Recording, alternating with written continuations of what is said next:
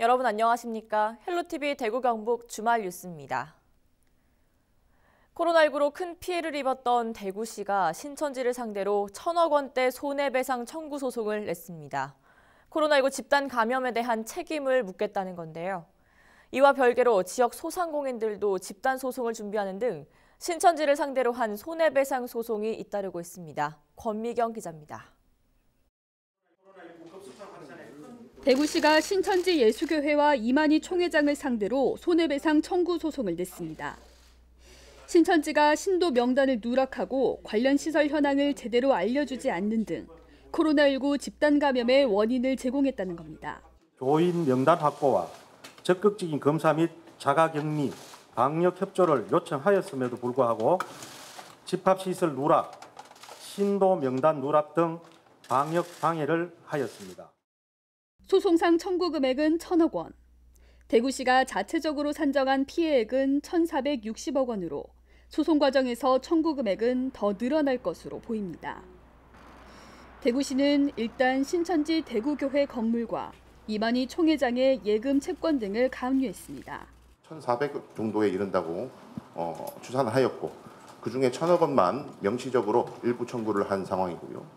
그 일부 청구를 하게 된 근거는 지금 현재까지 자료가 정리되고 입증의 정도를 살펴봤을 때 일부 청구를 할 수 있는 부분이 1,000억 원 정도는 최소한 되겠다라고 판단하였기 때문에 대구시와 별개로 대구 지역 소상공인들도 신천지를 상대로 소송을 준비하고 있습니다. 1차 소송 참여자만 500여 명, 금액은 95억 원에 달합니다. 저희는 이제 다음 달 초 정도 안 될까 싶은데 그러면 이제 법원에 접수하는 걸로 그렇게 얘기가 되어 있습니다. 100% 승소를 못하더라도 어떻게든 끝까지 우리는 끌고 가겠다. 네, 그렇게 마음을 먹고 있고. 신천지를 상대로 한 소송이 잇따르는 가운데 코로나19 확산에 대한 신천지의 법적 책임이 어디까지 인정될지 관심이 모아지고 있습니다. 헬로티비 뉴스 권미경입니다. 대구시 교육청에서 학생들에게 나눠준 마스크가 식약처 허가를 받지 않았다는 논란에 이어 한 시민단체는 유해물질이 검출됐다고 주장하고 있습니다. 여러 기관이 나서서 합동 검사를 하자는 의견도 나오고 있는데요. 자세한 내용 권수경 기자의 보도입니다. 코로나19가 한창 확산하던 지난 4월, 대구시 교육청이 학생들에게 나눠준 마스크와 필터입니다. 교육청은 한 섬유염색 가공 연구원과 계약을 맺고 자체 공급했습니다. 이 마스크 필터에서 기준치를 초과하는 유해물질이 나왔다는 주장이 제기됐습니다. 익명의 제보를 통해 공인인증기관에서 측정한 결과가 전해졌는데 섬유 코팅이나 인조 피혁에 쓰이는 다이메틸 포마마이드, DMF가 40ppm 정도 검출됐다고 밝혔습니다. 한국산업안전보건공단이나 미국 질병관리본부 기준 4배가 넘는 수치라고 강조했습니다. 이 물질에 장시간 노출되면 간 손상과 장애를 일으킨다는 연구 결과가 있다고 덧붙였습니다. 마스크를 거의 하루 종일 쓰다시피 하는데 이게 특히 아이들에게 청소년들에게 많이 이제 흡입되게 되면은 이게 어른들보다는 더 치명적인 어떤 그 위험에 빠지니까 빨리 검증을 해야 된다. 이에 연구원은 보도자료를 내고 제품 안정성을 확보했다며 반박했습니다. 또한 객관적 기준이 없고 분석 방법이 다르다는 입장을 내놨습니다. 시민단체와 대구시의회 김동식 의원은 민간 합동검사를 통해 검증을 하자고 목소리를 냈습니다. 서로 공식적으로 인정할 수 있는 기관 몇 군데를 선정해서 맡겨서 실질적으로 이 기준치 이상이 검출되는지 안전한지 확인해보면 되는 문제거든요. 되게 쉬워요. 식약처 허가를 놓고 불거진 논란이 계속해서 이어지고 있습니다. 헬로티비 뉴스 권수경입니다. 코로나19로 침체된 지역 경제를 살리기 위해 지자체마다 지역화폐 할인율을 올리고 있죠. 하지만 바로 소비로 이어지지도 않고 이른바 상품권 깡 등 부작용도 많았는데요. 경주시가 이런 문제를 해결하기 위해 충전식 카드형 지역화폐를 도입해 눈길을 끌고 있습니다. 박은경 기자입니다. 경주의 한 카페입니다. 음료를 주문한 뒤 결제를 하자 낸 돈의 일부가 바로 다시 입금됩니다. 사용한 금액의 최대 10%를 돌려주는 충전식 카드형 지역화폐 경주페이입니다. 사용 금액의 10%를 캐시백, 다시 말해서 재충전을 해줍니다. 그래서 이 자금이 역외로 유출되지 아니하고 영내에 우리 상공인들에게 널리 사용됨으로써 지역 경제를 활성화하는 데 기여하리라고. 경주페이는 휴대전화 앱이나 은행에서 카드를 발급받아 1인당 월 최대 100만 원까지 충전해 쓸 수 있습니다. 연말까지 한시적으로 쓸 때마다 10%를 돌려줍니다. 별도의 가맹점 없이 백화점, 대형마트 등을 제외한 신용카드 단말기가 있는 곳이면 어디든 결제 가능합니다. 제일 큰 메리트라면 일반 신용카드보다는 메리트가 캐시백 되는 거. 원래 기본 6%를 알고 있는데 이제 이벤트 기간 동안은 10% 캐시백 해준다는 게 제일 큰 부분이죠. 10,000원짜리를 9,000원에 살 수 있게 된 소비자는 당연하고 상인들 반응도 좋습니다. 사용하는 사람에게 바로 할인 혜택이 제공돼 소비를 촉진시킬 수 있고 이른바 상품권 깡도 막을 수 있기 때문입니다. 실제 그동안 종이 상품권은 할인율이 클 때 일단 사놓고 쓰지 않는 경우가 많아 본래 목적인 동네 상권을 살리는 효과는 더디다는 지적이 많았습니다. 소비를 하는 사람 위주로 우리 경주페이 지원금이 제대로 활용이 될 수 있어서 이 카드 단말기는 있으면 어느 곳에 쓸 수 있으니까 우리 지역 소상공인들한테는 정말 큰 도움이 될 수 있는. 경주시는 올해 200억 원을 시작으로 매년 발행 규모를 확대할 계획입니다. 헬로티비 뉴스 박은경입니다. 영주소방서 옥상에 인명 구조 장비로 골프 연습장을 만들어 논란이라는 소식 전해드린 바 있는데요. 골프 연습장에 이어 이번엔 테니스장이 도마 위에 올랐습니다. 직원들만 사용하는 테니스 연습장이 20년 가까이 국유지를 무단 점용해온 것으로 드러났습니다. 관리감독기관인 영주시는 이 사실을 알고 있었을까요? 전병주 기자입니다. 영주 소방서 테니스장입니다. 지난 2003년 소방서 건립 당시 동호회 직원들의 체력 단련을 위해 이면 규모의 테니스장이 조성됐습니다. 해당 테니스장은 일반 시민들은 이용할 수 없어 개방 요청 민원이 끊이지 않던 곳이지만 총 면적 1,400여 제곱미터 가운데 사용 허가를 받은 땅은 절반이 되지 않습니다. 결국 테니스장 면적의 3분의 2가량 되는 국유지를 소방서 직원들이 17년째 무단으로 사용하고 있던 셈입니다. 창고로 사용 중인 임시 건물과 2개의 야간 조명탑 역시 영주시의 허가를 받지 않았습니다. 무상 대여를 했으니까 이제 측량을 안 했으니까 경계가 어디로 되는 거 모르고 이제 같이 이래 이제 사용. 영주 소방서는 최근 청사 옥상에 인명 구조 장비로 골프 연습장을 설치해 논란을 빚은 바 있습니다. 소방서 측은 골프 연습장을 철거한 데 이어 무단 점용 논란이 불거진 테니스장도 운영을 중단하고 나섰습니다. 국유지 관리 의무가 있는 영주시는 사실상 손을 놓고 있었습니다. 뒤늦게 원상복구와 과태료 부과를 검토하겠다고 밝혔지만 아직 정확한 사실 파악조차 못하고 있습니다. 농림부 국어가 영주시에 이제 여러 군데 있다 보니까 그거를 담당자 한 분이 이제 업무를 보고 있으니 지금 말씀하시는 내용처럼 다 이렇게 파악하고 있는 상황은 아니에요, 사실. 20년 가까이 국유지를 무단 점용했는데도 관리 감독이 제대로 이루어지지 못한 영주 소방서. 소방공무원들의 체력 단련 시설 필요성에는 10분 공감하지만 시민들에게는 서리빨 같은 소방 법률 규정이 정작 공공기관에겐 허술한 것 아니냐는 볼멘 목소리가 높습니다. 헬로티비 뉴스 전병주입니다. 영천 시민들이 손꼽아 기다려왔던 소식이죠. 한국폴리텍대학 로봇 캠퍼스가 내년 3월 개교를 위한 마지막 관문을 통과했습니다. 설립 인가 신청이 2차례나 반려되면서 사실상 개교가 물 건너가는 것 아니냐는 우려가 컸지만 지난 19일 교육부가 대학 설립 인가를 최종 승인하며 개교를 위한 모든 절차가 마무리됐습니다. 이하영 기자입니다. 영천시 화룡동 일원에 들어선 한국폴리텍대학 로봇 캠퍼스입니다. 당초 올 3월 개교를 목표로 했지만 교육부의 설립 불가 방침과 한국전문대학교육협의회의 반대에 부딪혀 개교 일정이 미뤄졌습니다. 대학 측이 개교 1년 전 설립 신청서를 제출해야 하는 규정을 지키지 못해 인가가 거부됐고 심의 신청 당시 건물이 준공되지 않았다는 이유로 또 한 번 인가를 받지 못했습니다.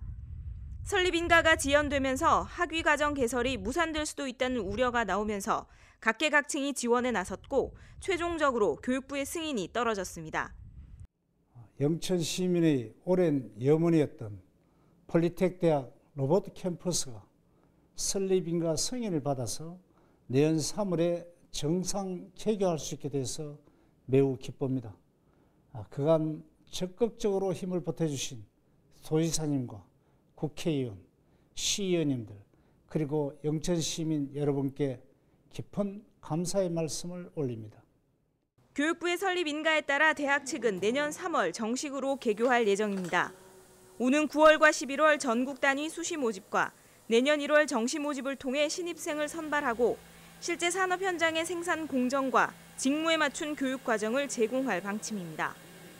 저희 노버캠퍼스의 가장 차별화된 내용은 우리 교수님들이 이제 팀 티칭으로 프로젝트 과제 중심으로 학생을 지도하는데 전공 교수님들이 기계 교수님, 전자 교수님, IT 교수님이 합동해서 프로젝트 과제 중심으로 운영을 하게 되고 그리고 가장 큰 장점은 저희들이 이제 선 취업처를 확보함으로 해서 우리 학생들이 졸업하면 자연스럽게 맞춤 기업에 취업을 하게 되는 2026년까지 지능형 로봇 산업에 필요한 인력이 3만 명 이상 증가할 것으로 예측되면서 새롭게 문을 여는 로봇 캠퍼스에 대한 기대감이 높아지고 있습니다. 헬로티비 뉴스 이하영입니다. 초등학교 모든 학년의 등교 개학이 시작된 가운데 학교마다 격일이나 격주로 등교하면서 원격 수업을 병행하고 있는데요. 결국 돌봄 공백도 생길 수밖에 없는데 돌봄 교실도 기존과는 달리 문화가 있고 마을 놀이터라는 개념의 새로운 방식이 접목되고 있습니다. 양정은 기자가 취재했습니다. 포항시 청하면의 한 농장. 아이들이 먹음직한 체리를 직접 따담으며 선생님과 단란한 시간을 보냅니다. 포항문화재단이 기획한 꿈틀로 문화돌봄교실 체험 현장입니다. 교수야, 선생님 높은 데 있는 거 도와줄게요. 자, 한번 따볼까? 옳지. 긴 시간은 아니지만 실내에서 생활하는 것에 비하면 마냥 즐거울 수밖에 없습니다. 이 돌봄교실은 꿈틀로 입주예술가와 기획자들이 참여해 창작 공간과 갤러리, 그리고 농촌 현장을 기반으로 아이들에게 다양한 체험학습을 제공합니다. 코로나19로 등교가 정상화되지 못한 탓에 돌봄 공백이 생기는 가정을 대상으로 하루 15명, 2주간 총 180명의 아동과 함께합니다. 아무래도 코로나19 때문에 가정에서 모든 보육이 이루어지고 있는데요. 이번 프로그램을 통해서 아이들에게 체험하지 못하는 다양한 콘텐츠를 제공할 수 있어서 좋은 영향이 되고 있는 것 같습니다. 어촌마을의 돌봄교실도 기존 방식과는 다릅니다. 돌봄 코디네이터가 별도로 있어 아이들과 학부모들이 원하는 놀이 프로그램을 매일 한 편씩 진행합니다. 이른바 마을 돌봄터입니다. 원래는 놀 데가 많이 없었는데 지금은 놀 데가 많아가지고 괜찮아요. 넓어서 사람들이 많이 있기 편하고 선생님이 잘해주셔서 좋아요. 프로그램 외에도 근거리에 사는 또래 아이들이 자유롭게 어우러질 수 있는 공간이 형성돼 안전사고 걱정도 덜었습니다. 방파제에서 뛰어놀거나 바닷가에서 뛰어노는 아동들이 굉장히 많았습니다. 부모님은 전부 다 산업전선에 나가 있다 보니까 구룡포 꾸러기마을 돌봄터를 이용하는 아동들 수는 점점 늘어나고 좀 더 안전하게 놀 수 있는 공간으로 지금 만들어가고 있습니다. 경북의 경우 마을 돌봄터는 오는 2022년까지 70곳으로 확대되고 경북형 온종일 종합 돌봄 체계도 추진되고 있습니다. 코로나19로 새로운 가치가 되고 있는 안전과 복지, 돌봄 문화에도 변화가 일고 있습니다. HCN 뉴스 양정은입니다.